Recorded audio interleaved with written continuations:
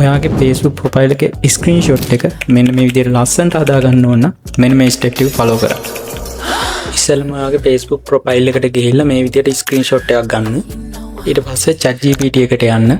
දැන් පහළ ප්ලස් ලකුණ සිලෙක්ට් කරලා එතනින් ෆොටෝස් වලට ගිහිල්ලා ඔයාගේ ගැලරි එකේ තියෙන කලින් ගත්තු ස්ක්‍රීන්ෂොට් එක සිලෙක්ට් කරගන්න.